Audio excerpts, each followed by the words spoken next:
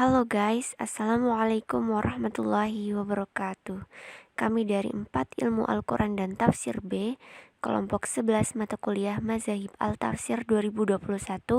Yuk kenalan dulu, ada saya Pristisya Islami, Muafiq Kali dan Ainuki Atsna Syifa. Kami akan membahas mengenai kitab tafsir klasik. Hal pertama yang kita akan bahas ialah mengenai sejarahnya. Ini nanti akan disampaikan oleh saya sendiri. Kemudian kedua, membahas mengenai karakteristik kitab tafsir klasik oleh Ainuki. Dan yang terakhir, kitab-kitab tafsir klasik oleh Muafiq Ali. Langsung saja memasuki sejarah kitab tafsir klasik. Jadi dalam konteks sosiohistorisnya, tafsir klasik itu merupakan bentuk representasi dari kejayaan Islam klasik pada masa Daulah Abbasiyah.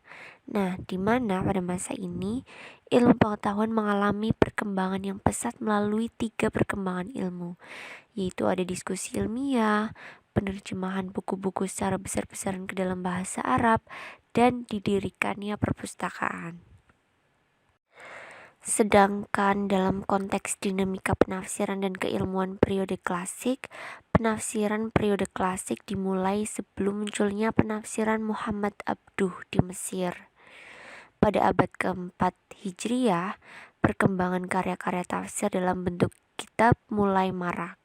Pada masa ini juga dikenal sebagai masa pembukuan, di mana penafsiran Al-Quran telah mengadaptasi berbagai perkembangan ilmu pengetahuan seperti filsafat, teologi, hukum, dan sebagainya.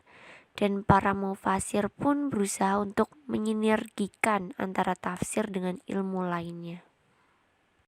Selanjutnya ada karakteristik dari tafsir periode klasik.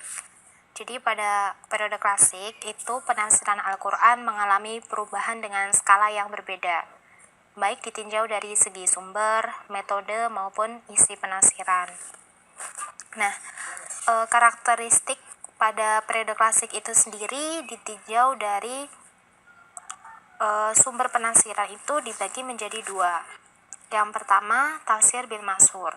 Jadi tafsir bil masyhur sendiri adalah tafsir yang berdasarkan pada kutipan-kutipan yang sahih, yaitu menafsirkan Al-Quran dengan Al-Quran, menafsirkan Al-Quran dengan hadis, menafsirkan Al-Quran dengan pendapat para sahabat, kemudian menafsirkan Al-Quran dengan pendapat tabi'in, karena pada umumnya para tabi'in itu menerima tafsir dari para sahabat langsung. Kemudian yang kedua itu ada tafsir biroi. Jadi tafsir biroi adalah tafsir yang bersumber dari ijtihad yang didasarkan pada kaidah-kaidah penafsiran yang benar dan tidak hanya berdasar pada ijtihad semata atau hawa nafsu. Yang kedua, jika ditinjau dari segi metodenya. Jadi mayoritas tafsir yang berkembang pada periode klasik menggunakan metode tahlili, yaitu metode penafsiran dengan menjelaskan uraian ayat demi ayat, surah demi surah, sesuai dengan tata urutan mushaf Utsmani dengan penjelasan yang cukup rinci. Yang terakhir itu ditinjau dari segi corak dan pendekatan. Jadi tafsir-tafsir pada periode klasik itu lebih cenderung menggunakan pendekatan yang beragam, baik dari segi linguistik, gramatika, fikih, filsafat maupun teologi.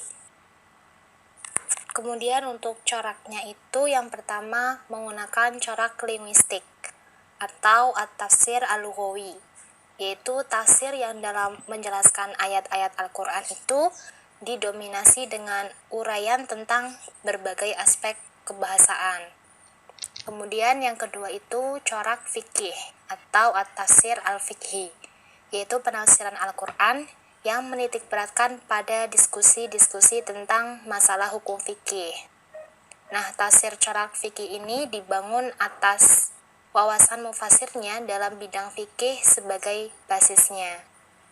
Kemudian yang ketiga itu corak teologis atau at-tafsir al-i'tiqadi, yaitu suatu bentuk penafsiran Al-Quran yang lebih banyak mengedepankan tema-tema teologis dibandingkan pesan-pesan pokok Al-Quran. Kemudian selanjutnya ada corak sufistik atau tafsir al-sufi, yang juga dikenal dengan tafsir al-Isyari, yaitu tafsir yang dibangun atas dasar-dasar teori sufistik yang bersifat falsafi, atau tafsir yang dimaksudkan untuk menguatkan teori-teori sufistik dengan menggunakan metode takwil dengan mencari makna batin. Kitab-kitab tafsir periode klasik. Di antara kitab-kitab tafsir periode klasik diantaranya yang pertama yaitu Tafsir Al-Jami' Al-Bayan fi Tafsir Al-Quran karya Al-Imam Ibnu Jarir At-Tabari. Tafsir ini sering juga disebut dengan tafsir riwayah.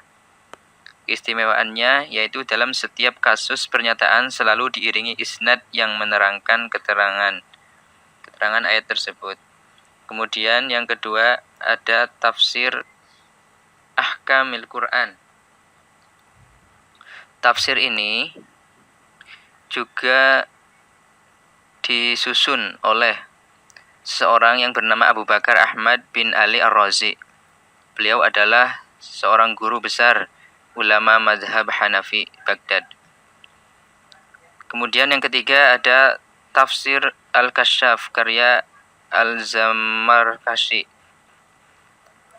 Nah, tafsir ini keistimewaannya yaitu mampu mengungkapkan kemukjizatan Al-Quran terutama dari segi keindahan balaghahnya.